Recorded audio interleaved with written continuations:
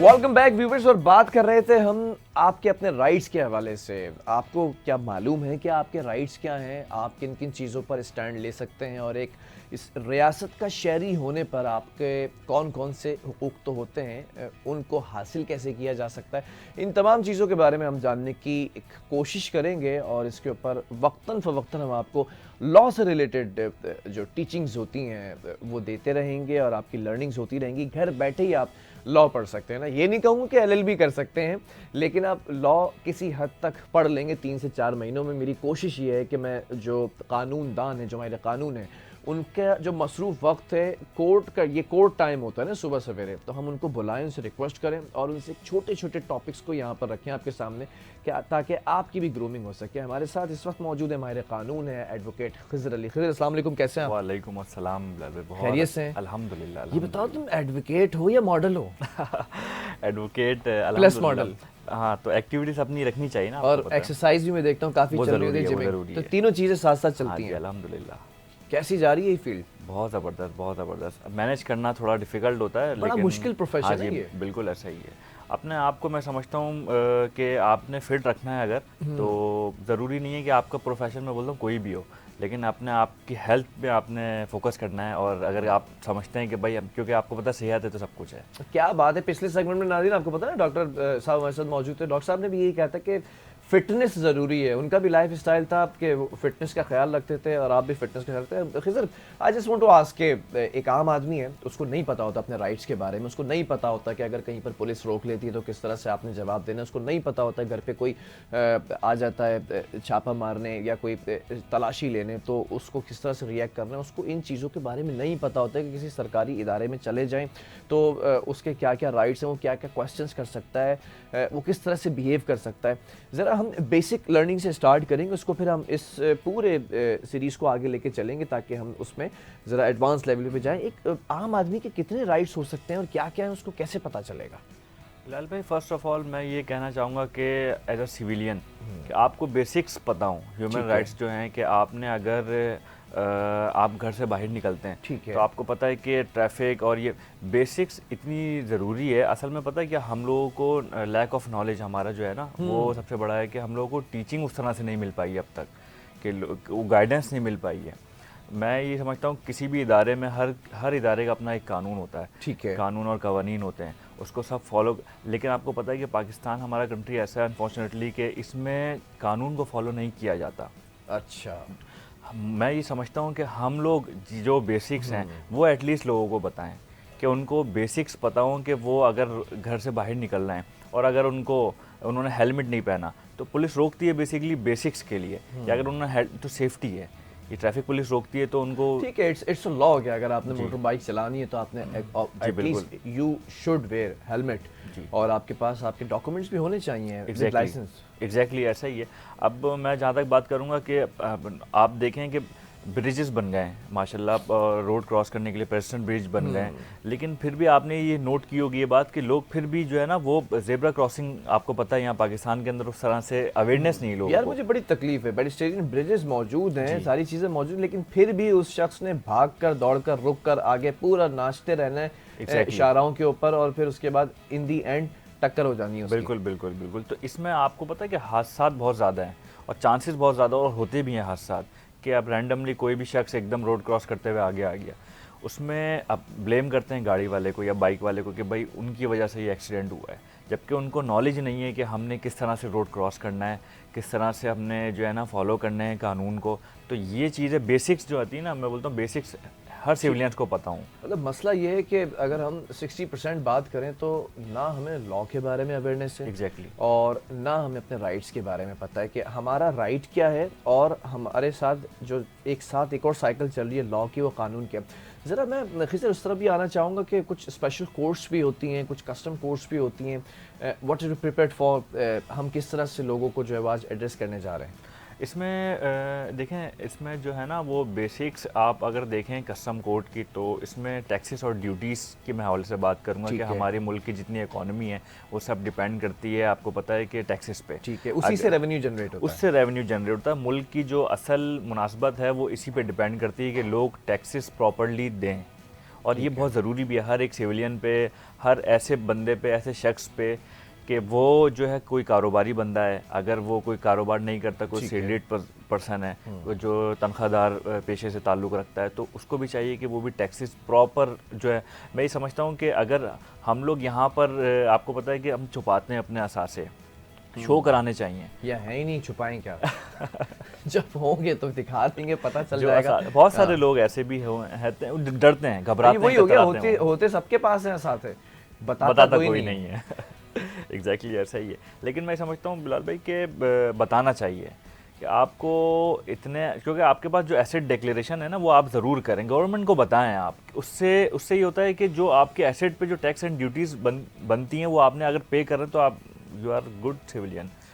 लेकिन बहुत सारे लोगों का कॉन्सेप्ट ये भी होता है ना कि इतने सारे टैक्सेस हम पे कर रहे हैं और इन रिटर्न हमें क्या मिल रहा है? हमें क्या मिल रहा है, कुछ वो भी उनकी नहीं। बात ठीक है, वो उनकी बात ठीक है। लेकिन मैं हमेशा ये रेकमेंड करता हूँ कि आप टैक्स ज़रूर दें, बिल्कुल। टैक्स नेट के अंदर ज़रूर आएँ। अगर आप 3-4 टर्म्स हैं, रजिस्टर्ड हैं, अनरजिस्टर्ड हैं, और फिर उसके बाद जब आप रजिस्टर्ड हो जाते हैं तो उसमें 2 कैटेगरीज होती है, फाइलर, नॉन फाइलर।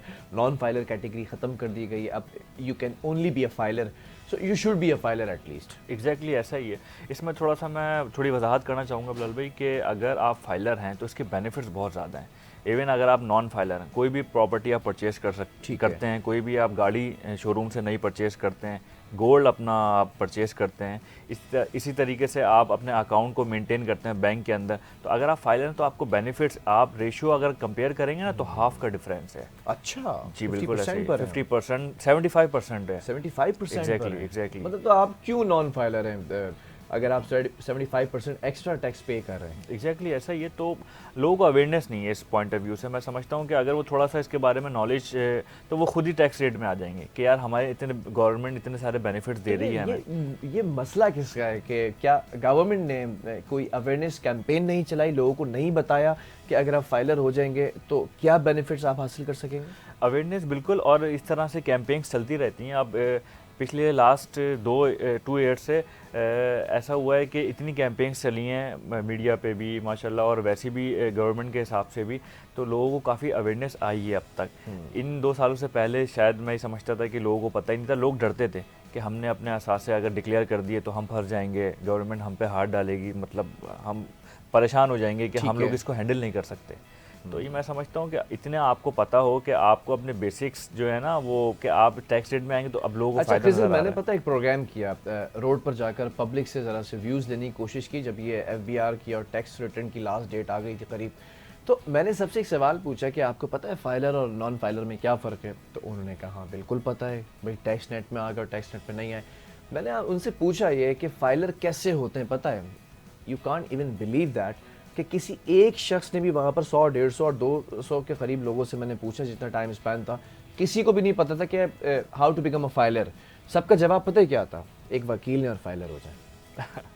सही, तो बिल्कुल। इस चीज़ के बारे में भी जब हमें पता ही नहीं कि फाइलर कैसे हो सकते हैं, इसका फ़ायदा क्या है, तो ऑब्वियसली हम टैक्स नेट में नहीं आना चाहिए। हाँ डेफिनेटली ऐसा हमारी ही है। ज़िंदगी जैसी चल रही है हम वैसी चलते रहेंगे, और हम लोग महरूम रह जाएंगे उस बेनिफिट से, उन राइट से महरूम रह जाएंगे जो हमें मिलने हैं। जी बिल्कुल बिल्कुल बिल्कुल। टैक्स नेट में और आने मैं के बाद। समझता हूँ कि हर सिविलियन का ये राइट है, उसका हक है कि वो बेनिफिट्स से फ़ायदा उठाए। तो ये है कि बस थोड़ा सा नॉलेज की कमी है।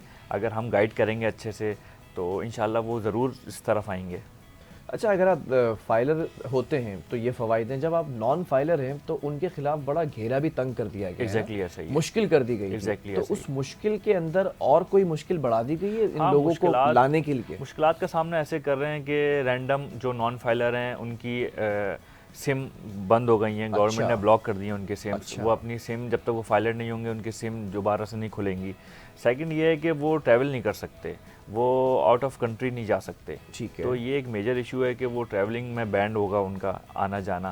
तो ये थोड़ा सा उनके लिए प्रॉब्लम है कि वो जो है ना अच्छा, ये मैं एक बात बता दूं आपको, FBR के हवाले से ये मेरी जो है वो जिम्मेदारी है कि मैं आप तक पहुंचाऊं, क्योंकि we are like a family, हम एक फैमिली हैं। आप मुझसे कोई बात शेयर करते हैं, मैं आपसे कोई बात शेयर करता हूँ।